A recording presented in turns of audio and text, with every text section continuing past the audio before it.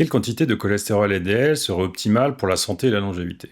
Une étude danoise avec plus de 100 000 participants de tout âge sur 12 ans a étudié les niveaux de LDL optimaux pour les risques cardiovasculaires, mais aussi les cancers et autres causes de mortalité.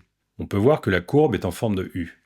Les risques cardiovasculaires sont minimaux à 1,3 g par litre et ils augmentent si le LDL est très en dessous ou très au-dessus. Pour les cancers, c'est à peu près la même chose, sauf que le risque minimal est à 1,43 g et que les risques augmentent beaucoup plus rapidement lorsque les niveaux de LDL baissent que lorsqu'ils ne montent. Si l'on regarde la mortalité globale, on atteint un risque minimal à 1,4 g, et disons qu'entre 1 et 1,9 g, les risques restent faibles. Mais quand même, en moyenne, il est plus dangereux d'avoir moins de cholestérol LDL que d'en avoir trop.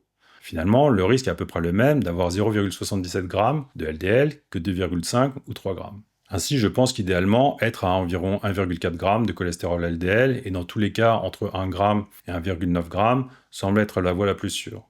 À noter aussi que le taux de cholestérol LDL augmente généralement avec l'âge et en hiver. Donc c'est normal d'en avoir un peu plus à ces périodes.